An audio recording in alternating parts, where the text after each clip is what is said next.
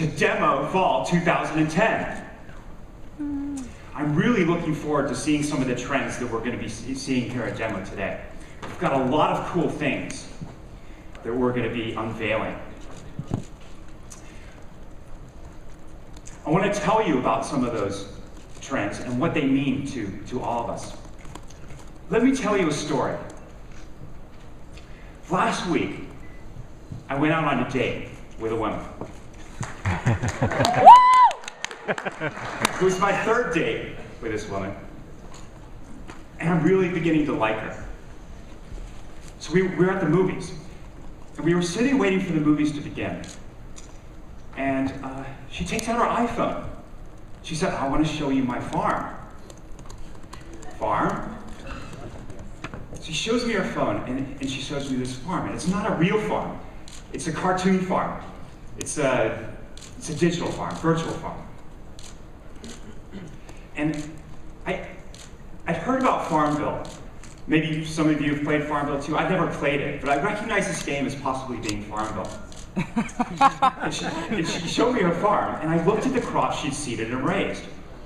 And there was virtual pumpkins, there was corn, there was wheat, there was flax. And she'd also created a digital home right in the middle of it. And there was a little dog running across the lawn, and some other animals. And she made wonderful shapes around the farm. We had a good time. We watched the movies, went out to dinner, really began to like this woman. And so we went home. I went to my place, she went to hers that night. And I was thinking about her. I thought, wow, I should buy her some flowers. Not real flowers, right? They droop over, the vase breaks, they die, water turns putrid. No, I wanted to buy her some virtual flowers. Maybe possibly even help water her flowers too, because I thought that was important. But to do that, I needed to sign up for Farmville.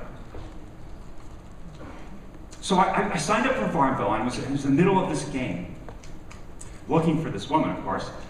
But this pink pig wanders onto the farm. It's the first thing that happens. And it's got this name tag around its neck. And it said it belonged to this guy whose name I instantly recognized as the editor of a competing publication. Competitor to VentureBeat, my news site. And it was asking, can you send me back to this guy's farm? So I was in this moral dilemma. I said, do I eat this pig or steal it, or do I send it back to the editor's farm? And so I thought about it for a while, and I decided to do the right thing, right? So maybe I'll still send it back to the editor's farm. So that's what I did. So did he thank me? Well, here's what he did. He went to his public Facebook wall, right? Where thousands of his friends can read. Many of these friends, keep in mind, are my friends too, and contacts and associates. And he says, "I'm glad you're working so hard." And he was right. I wasn't working really hard. But you know what? About 11 million other people weren't working very hard either. That's how many people are playing Farmville each night. In fact, there's this whole industry of farm games now. In fact, it turns out the woman I was dating was playing a different game, which is why I couldn't find her. It was Farm Story, I found out. But here's why I'm relating the story. A couple of years ago, I'd never have been playing this game. Neither would my girlfriend, neither would this editor of a competing site. But within 3 years of coming up with the idea for Zynga, for Farmville, Zynga, the parent company of Farmville, is reporting 360 million unique monthly users for all of its games across its network, not only Farmville, but the others. This industry has sprouted up from nothing. Now add up the enterprise value of Zynga and all these other virtual good competitors over the past few years, and we're easily into the tens of billions of dollars of value. So this is what we're going to be talking about at Demo over the next couple of days. Many of the companies launching here at Demo today and tomorrow are players in social gaming. But other companies we'll hear from are part of industries that are growing just as quickly. Take the area of new e-commerce. The new forms of discount club shopping, social shopping, and online group coupons. Again, these forms of e-commerce barely existed 3 years ago.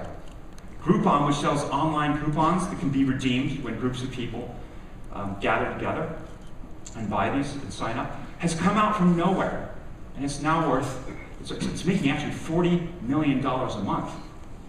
So it's valued by its private investors in the billions of dollars. Other players like Living Social, competitor, are generating more than $100 million a year already. Again, only after a couple of years. Related companies such as the Gilt Group or One Kings Lane are creating value too. All of these amount to the billions of dollars of enterprise worth. These companies aren't launching a demo today or tomorrow. But what we'll see launching here today are the latest offshoots in this industry of new e-commerce. So hour by hour, these industries are appearing. Today there's nothing, but 6 months from now, heck, 6 weeks from now, or 6 days from now, there's an entirely new industry appearing. So let's mention a few others. How about mobile? AdMob broke new ground in mobile ads. It was just a small company 3 years ago. It showed up actually at one of our conferences, VentureBeat. But it sold to Google for hundreds of millions of dollars just a couple of years later. So people are entrusting more and more of their time to the mobile phone. And the iPhone has created billions of dollars of value for Apple. Apple is now worth $240 billion, making it the most valuable tech company. It's mobile that helped it blow past Microsoft. Only companies like Exxon are bigger than Apple right now. And by the way, in my 10 years of reporting in the Valley, I've never seen Intel, which is another company that has been affected by all this havoc, actually lose its confidence. But now Intel too is scrambling to partake in this game, buying up mobile assets such as Infineon for $1.5 billion recently.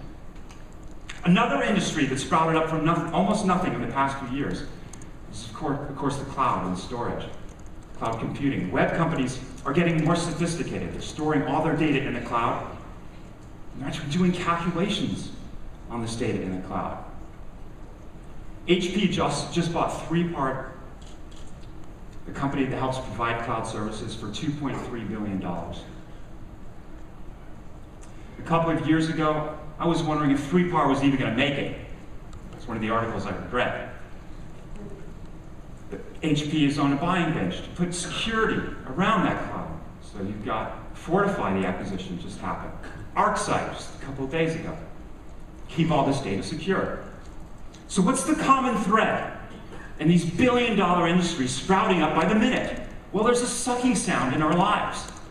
Wherever there are inefficiencies or intermediaries in our offline world here, they're being taken out and destroyed. Just like I'm buying flowers online, I'm going to have fun on online shopping. That the old catalog I used to leaf through, it's going in the trash can. Huge swaths of our lives are being cut off and going online.